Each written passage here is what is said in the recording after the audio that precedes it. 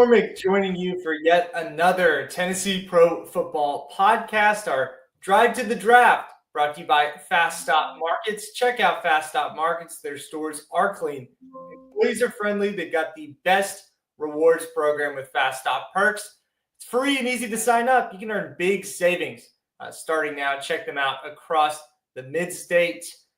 Got a couple of Titans headlines to go through on today's show. We're going to give you some late round flyers that the Titans could take a chance on. And we'll give you the latest on Cam Ward. Terry, you want to tease that for us? Yeah, there will be a story forthcoming on Cam Ward early next week on TitanInsider.com. We're going to kind of go behind the walls and see kind of how the process unfolded of how the Titans became sold on Cam Ward as the number one pick in the draft and as a potential franchise quarterback. The Titans in the past couple of weeks have unleashed their off-season schedule that's starting in just about 11 days. They've named a new play-by-play announcer, the replacement for Mike Keith. And of course, as Terry mentioned, still a lot of buzz around Cam Ward and the number one overall selection for the Titans as the draft nears. We're going to cover all of that and more as the Tennessee Pro Football podcast continues. Stick with us after this break.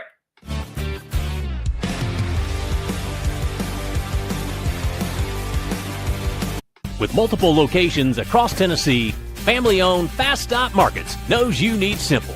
A one-stop shop for fuel, food, and more offers you Fast Stop Perks, an easy and free rewards program that helps you save on fuel and earn points you can spend like cash. You can also get free items, join clubs, and save big.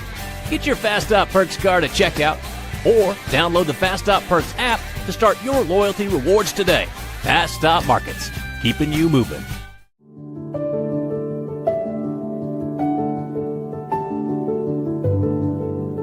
Welcome to the Omni Nashville Hotel. Urban elegance with a vintage touch. Our 800-room hotel opened up in the fall of 2013 with 746 guest rooms and 54 suites.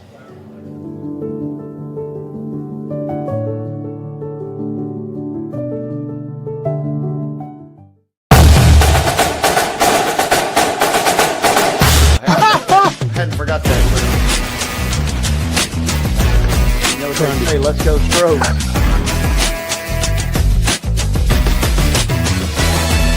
People are amazed at the variety and quality of guests we bring into Main Street Sports today.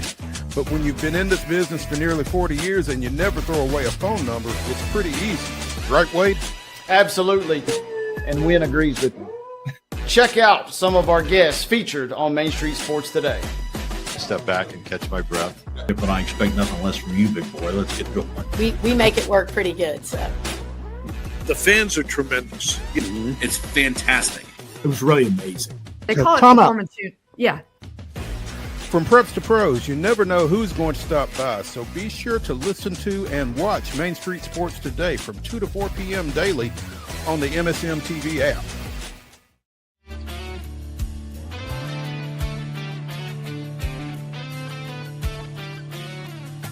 Continuing our drive to the draft here on Main Street Media Television on the Tennessee Pro Football podcast. We'll start with some moves in and around the organization, then work into the draft a little bit, guys. Taylor Zarzour is the new play-by-play voice for the Tennessee Titans, replacing Mike Keith as it's reported. Was that last week, Terry, or earlier this week? I know it's been in the works for a little bit now. Yeah, the name's been floating out there now for 2 or 3 weeks. I think, several outlets throwing the name out that Taylor Zarzour was going to be the guy that was going to be the successor for Mike Keith, and then the Titans made it official last Monday. Any thoughts, guys, on Taylor and what?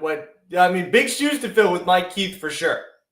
Yeah, no doubt about it. Big shoes for him to fill. He's a veteran broadcaster. And, Titans fans are going to have to be open to a different voice coming out of the radio when it comes to calling the games. He's not going to be Mike Keith. He's going to be his own guy. I know that, he's spent some time in Nashville. Used to work at 560 AM back in the day, almost 2 decades ago, and then has kind of bounced around the Southeast at various places, Mobile, and in a couple of stops in North Carolina, and does some work for Sirius Radio on the PGA Tour, and also does some SEC network stuff. My only reservation with this was that the way the process kind of unfolded, it seems like that there were some pretty good names. I know of at least one or two that were maybe a little higher on the rung in terms of, sportscasting in the profession that had some interest in the job, and they were left on the cutting room floor and never to get an interview. Taylor Zarzour this week is covering the Masters. I think in a few weeks he'll be headed to OTAs at the start of Titans offseason program. Chris, you have any thoughts on this? Yeah, I think part of it is, and you can kind of go back to the Mike Keith part of this too. I think his youth, his age, probably had a lot to do with why he was chosen. I think that when you're an NFL broadcaster, it's kind of a lifetime appointment unless you're Mike Keith and the University of Tennessee calls. So I mean, it is interesting that Zarzour is the guy, and I have listened to him. I think he's really good. I think it's going to be an adjustment, obviously, but listening to Titans games on the radio has been something I have done for a very long time, and will continue to, likely continue to do with the new voice. Terry released a story recently talking about the off-season program and what that's going to look like, that schedule for the Titans. Anything you can kind of relay about that to us? Yeah, it's going to be interesting to kind of see how this all unfolds, because obviously every off-season you go through and, there are guys who leave, there are guys who come in, there are holdover guys, and then, of course, you add the draft picks that'll be coming in a little later on. But the off-season program officially beginning on April 22nd. That's 2 days before the draft. I think the most interesting thing, and this is provided they don't up and trade him during the draft, but the most interesting thing is going to be what is, the situation with Will Levis, as he leads the team for the first few days of the OTAs. And then, if they do go ahead and draft Cam Ward, which I think we all presume that they are going to do, how does that process work itself out? How does that transition go? Because it's going to be interesting to see whether there's a, quote, competition really for the job, or if there's a competition the way it was between Mason Rudolph and Malik Willis last year for the number 2 role. How important are those first few weeks, maybe even month of that offseason program for a guy like Cam Ward if they draft him?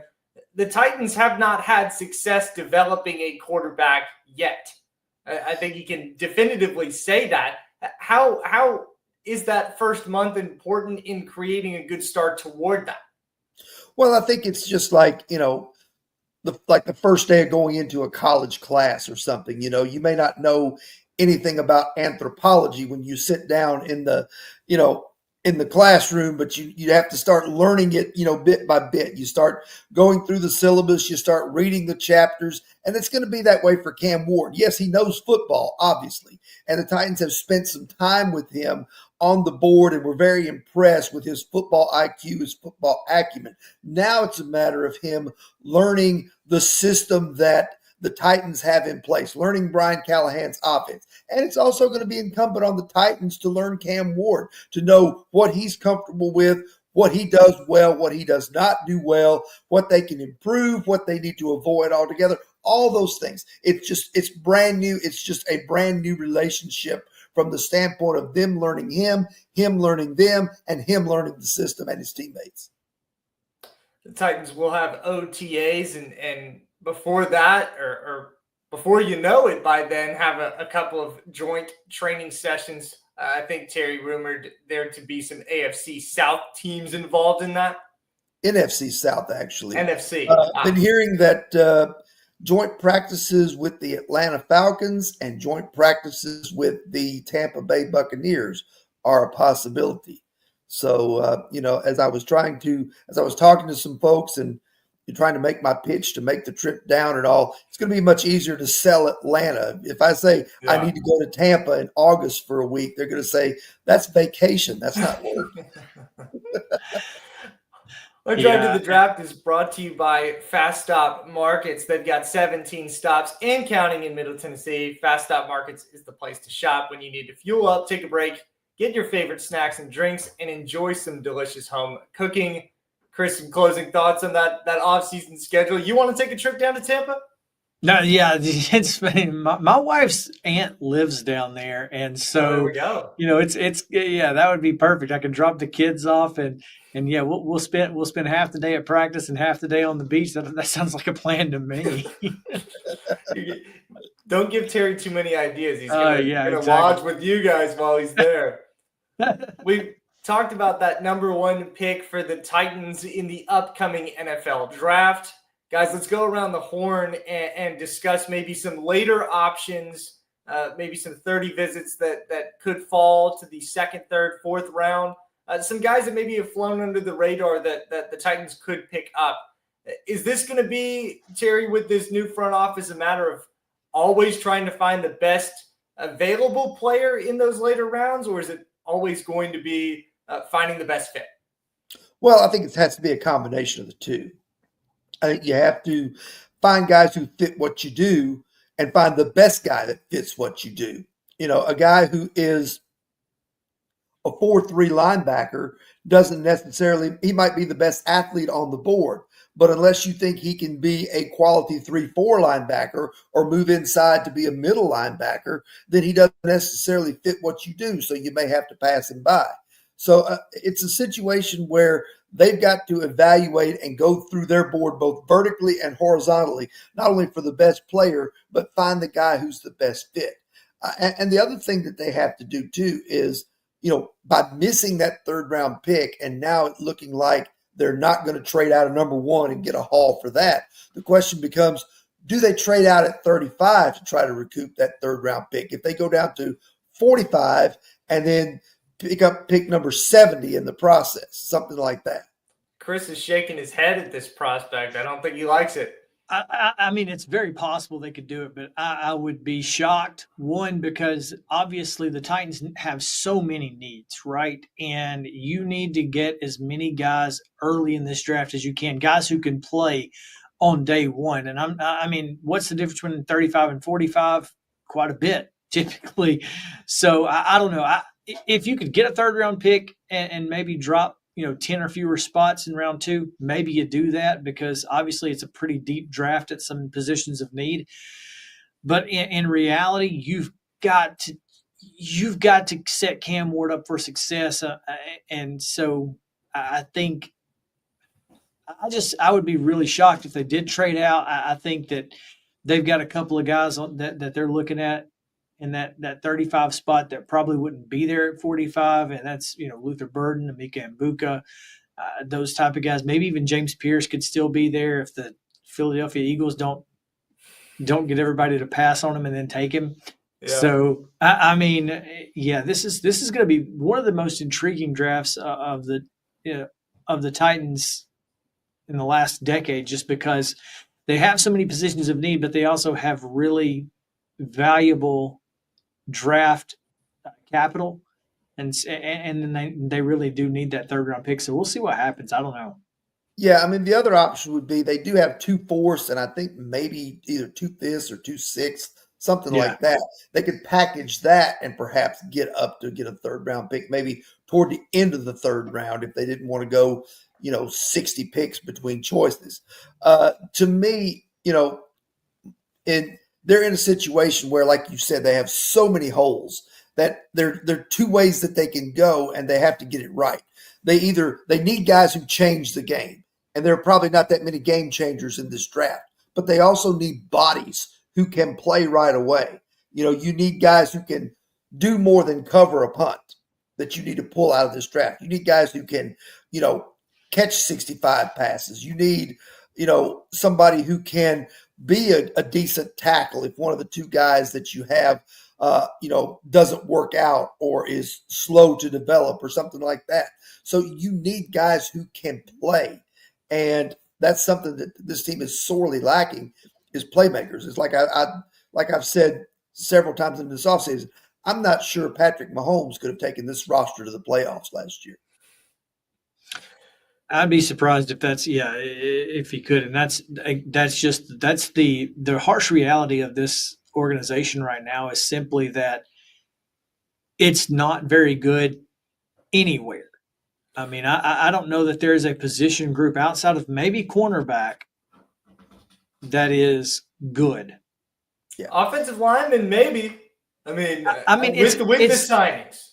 Yeah, it's possible. It is obviously the jury's still going to be out.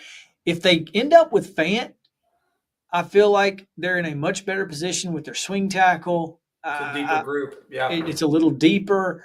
And then maybe you get a guy, and this is one of my names to look out for at pick 120 is Jacksonville State Gamecock Clay Webb.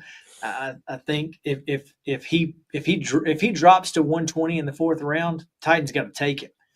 And so, but I don't think he'll get there. But if he does, you got to take him because you need that depth at guard. And so, I think that would be a name to watch.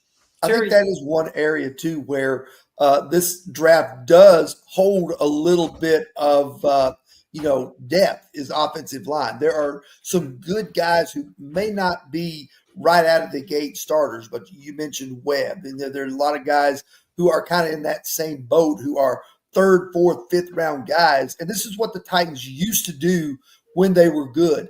They would draft a Benji Olsen, a Eugene Amano, a Justin Hartwig, guys like that in the middle to late rounds of the draft. They would sit for a year and learn either as a backup or on the practice squad or a game day inactive or what have you. And then by year two, Mike Munchak would have those guys ready to roll, ready to compete with the starting job, where that unless a guy was elite, like a Brad Hopkins, like a Michael Roos, like a Bruce Matthews in the early days, unless a guy was elite, you could afford to let him go because you had groomed a guy to replace him. That's what they got to get back to. Bill Callahan is that caliber of line coach, but they've got to give him people to work with that he can develop and groom. You can't always do that with street free agents and cast-offs from other teams.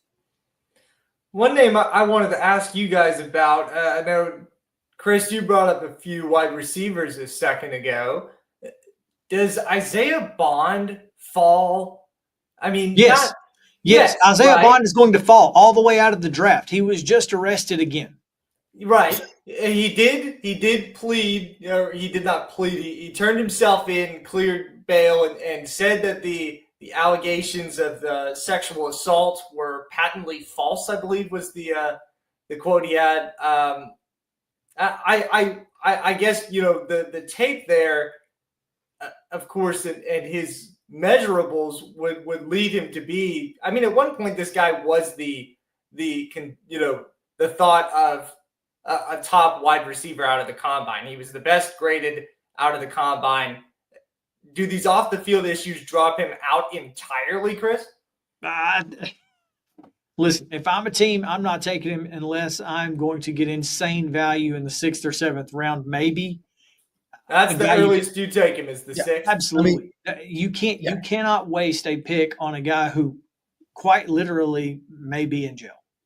Yeah. I mean, it's sort of like how the Chiefs found Tyreek Hill. He had all kinds of off the field issues, still having off the field issues, but he's been able to cobble together a pretty good career in between off-field incidents. And I think that's what you run the risk of. I mean, the Titans, you go back many, many years and they gambled and lost with Pac-Man Jones. They gambled and lost with Isaiah Wilson. Yeah. You have to really do your homework, do your research. This is where your scouts earn their money. Okay, so does Borgonzi's experience with Tyreek Hill help or hurt depending on what that experience was? I think it helps in the evaluation process because I think he knows, that in order to take a guy like that, the first thing you have to do, one, you have to feel comfortable enough with what's going on in his life. Sort of like how the Titans did with T'Vondre Sweat last year after he'd had a couple of incidents at Texas. They got to know him. They felt comfortable taking him, and so far it's worked out pretty well. But when you're going for a guy who's had multiple incidents, you're going for a guy who has a troubled history, first of all, you got to be comfortable with him. Second of all, and this is the old New England Patriots trick of how they were able to even get some mileage out of Aaron Hernandez before he started killing people. You've got to have a solid locker room where when he's in your employment, when he is on the premises, and when he is out and about off the clock, and away, there are enough good people in that locker room that are helping to police him. Now, obviously, with Hernandez, probably a very poor example, but they got 3 or 4 productive years out of the guy before things went completely off the rails, sadly. When you take a chance on a guy with character concerns, you got to make sure that you know who he is, and you got to make sure you know what your culture is. And with the Titans in such disarray, to me, it's harder to keep a guy in line when you're not winning games and not keeping them focused by winning games. You agree with that, Chris?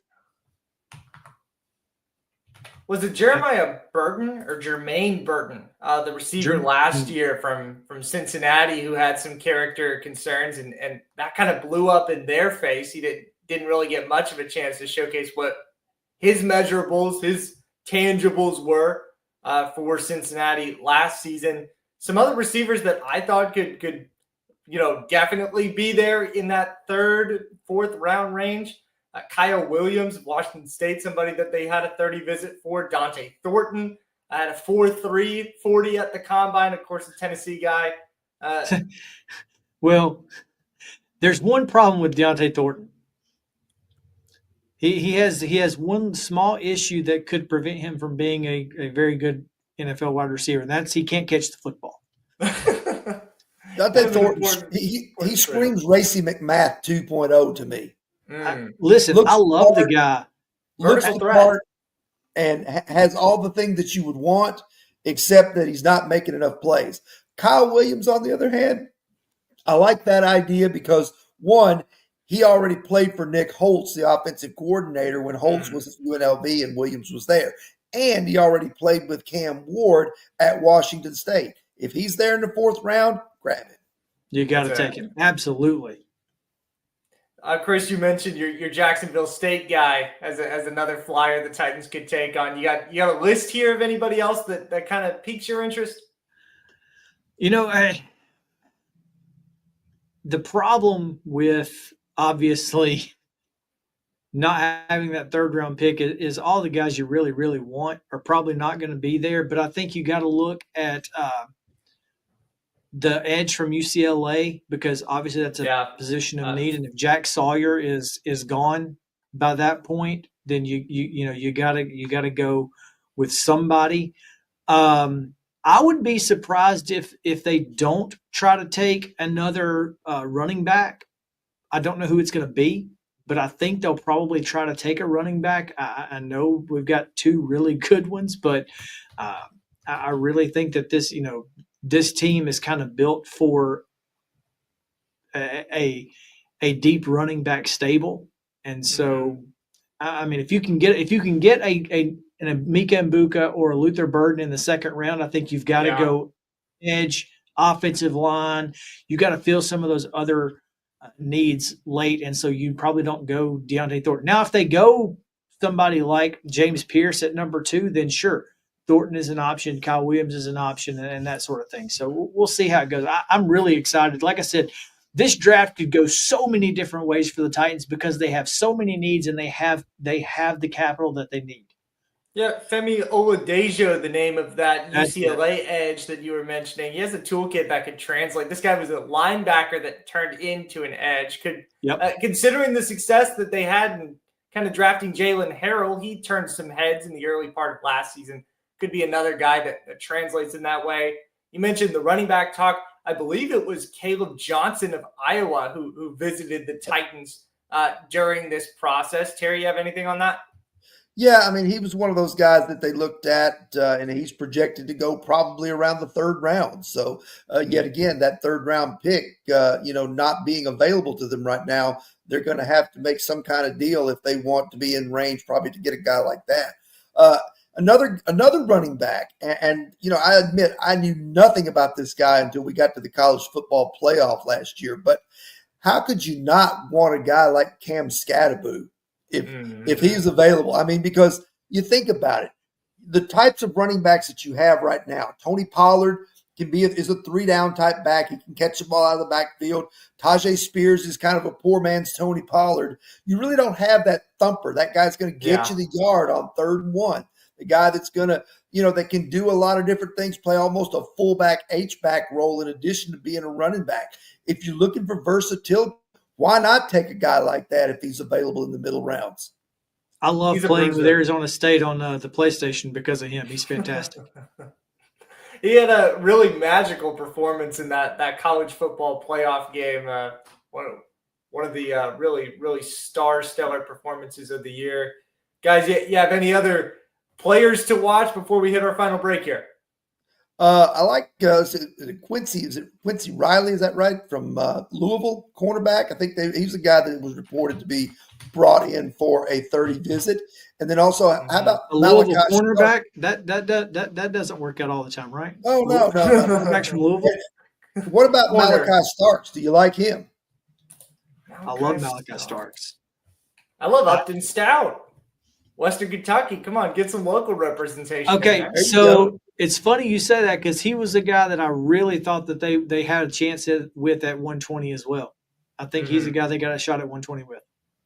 Upton Stout and all of those guys. That's our short list here on the Tennessee Pro Football Podcast. We'll take one more break here. When we come back, a farewell to one of our great friends of the show. Stay tuned. You're watching the Tennessee Pro Football Podcast, Drive to the Draft. With multiple locations across Tennessee, family-owned Fast Stop Markets knows you need simple. A one-stop shop for fuel, food, and more offers you Fast Stop Perks, an easy and free rewards program that helps you save on fuel and earn points you can spend like cash. You can also get free items, join clubs, and save big. Get your Fast Stop Perks card at checkout or download the Fast Stop Perks app to start your loyalty rewards today. Fast Stop Markets, keeping you moving. So Busy Bee is a very close-knit family. We fight just like every family does. We have arguments, but we always come out with a solution to the problems. We don't just fight about what we want, we fight about what customers need. We want to make sure that every customer we go to is more than satisfied.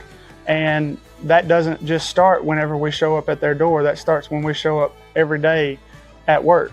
We want to make sure that we are serving our customers to the best of our ability.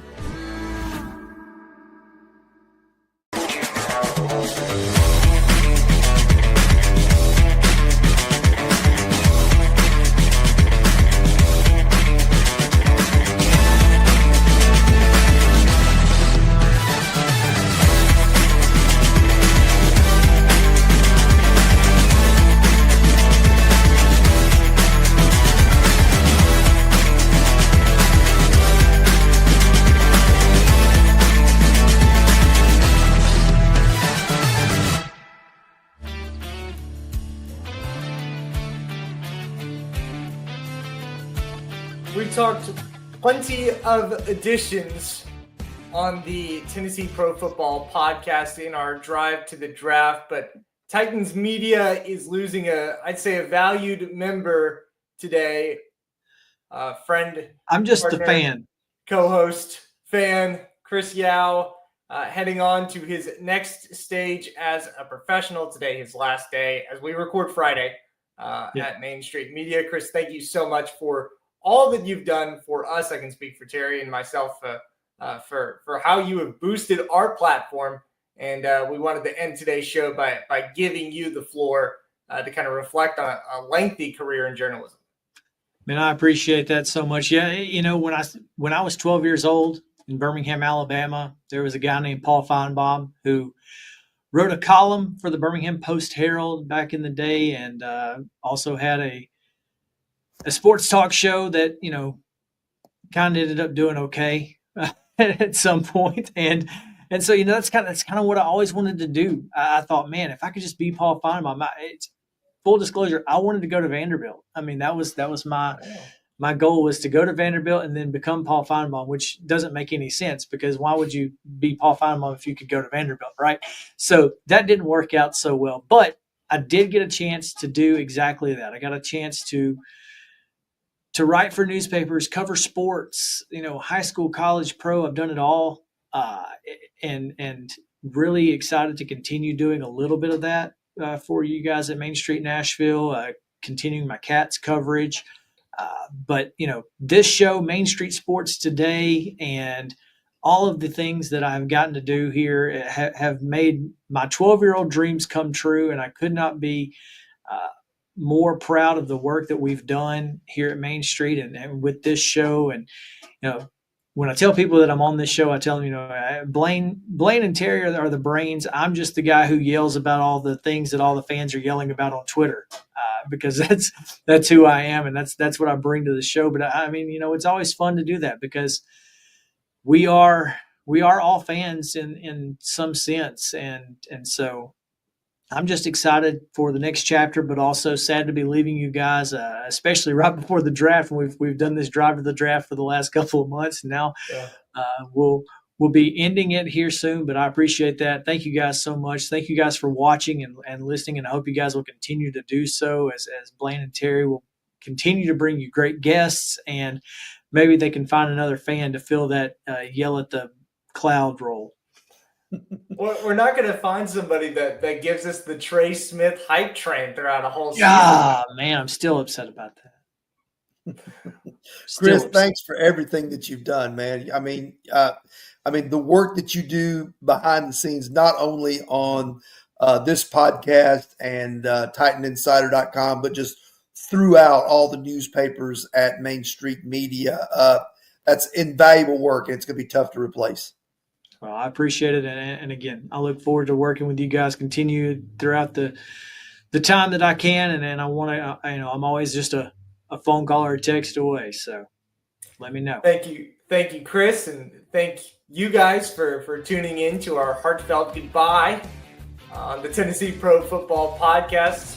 We'll have one more drive to the draft before we hit the draft.